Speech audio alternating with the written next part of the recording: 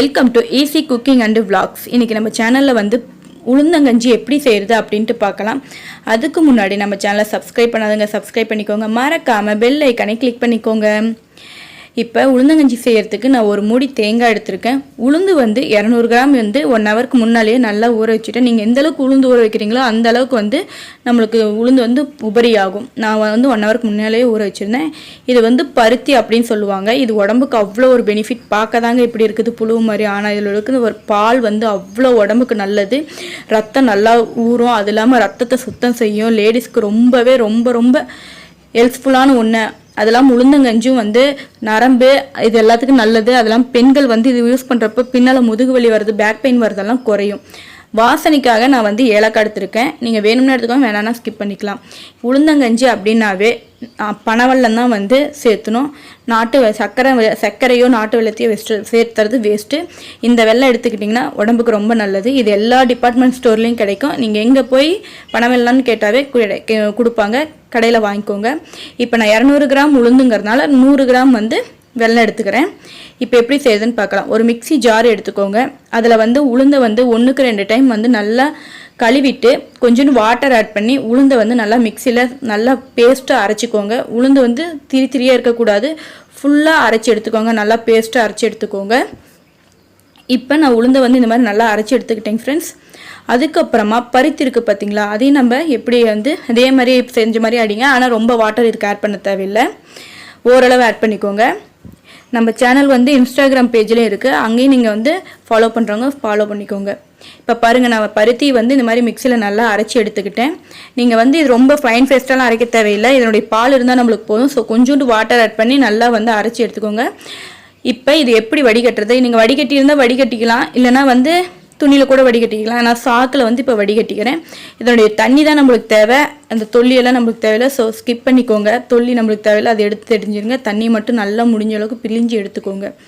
இந்த மாதிரி நல்லா பிழிஞ்சு எடுத்துக்கோங்க. இது வந்து ஃபுல்லாக வாட்டர் மாதிரிலாம் வராது, ஓரளவு ப்ரௌனிஷாக தான் இருக்கும். ஆனால் உடம்புக்கு ரொம்பவே நல்லது ஃப்ரெண்ட்ஸ். முடிஞ்ச அளவுக்கு ஆட் பண்ணுங்க. இப்போ பாருங்கள், இது வந்து தண்ணி நம்மளுக்கு வந்து கிடச்சிடுச்சு. இப்போ அந்த சக்கையை எடுத்து நான் போட்டேன். இப்போ அடுத்து எப்படி வந்து கஞ்சி செய்கிறது அப்படின்ட்டு பார்க்கலாம். ஒரு அகலமான பாத்திரம் நீங்கள் எடுத்துக்கோங்க. ஏன்னா இது வந்து நம்ம உளுந்து வந்து நம்மளுக்கு பொங்கி வரும் அப்படிங்கிறனால சின்ன பாத்திரத்துலலாம் போட்டிங்கன்னா உங்களால் அந்த பொங்கி வரதை அடக்க முடியாது. ஸோ பெரிய அகலமான பாத்திரமாக எடுத்துக்கோங்க. அதை நான் இப்போ வந்து பருத்தி பாலையும் உளுந்தங்கஞ்சி அரைச்சி வச்சுருக்கேன் பார்த்தீங்களா, அதையும் இப்போ நான் இதில் ஆட் பண்ணிக்கிட்டேன். அது கூடயே பனவெல்லம் இருக்குது பார்த்தீங்களா, அந்த வெல்லத்தையும் இப்போ இதில் ஆட் பண்ணிக்கிறேன். ஏலக்காயும் இது கூட ஆட் பண்ணிக்கோங்க. எல்லாத்தையும் ஆட் பண்ணி ஒன்ஸ் வந்து நல்லா மிக்ஸ் பண்ணி விட்டுக்கோங்க.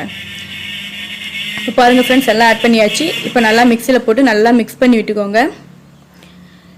இது வந்து எந்த அளவுக்கு நீங்கள் உடம்புக்கு வாரத்தில் ஒரு 2 டைம் 3 டைம் நீங்கள் ஏற்றுற அளவுக்கு உங்கள் உடம்பு எலும்பெல்லாம் ரொம்ப வந்து ஸ்ட்ராங்காக இருக்கும். ஸோ போன்ஸ் எல்லாம் நல்லா ஸ்ட்ராங்காக இருக்கணும்னா இது யூஸ் பண்ணிட்டுருங்க. இப்போ பாருங்கள், அடுப்பில் வச்சு கை விடாமல் அடுப்பு ஆன் பண்ணிட்டீங்கன்னாவே கிளறி விட்டுட்டே இருக்கணும்.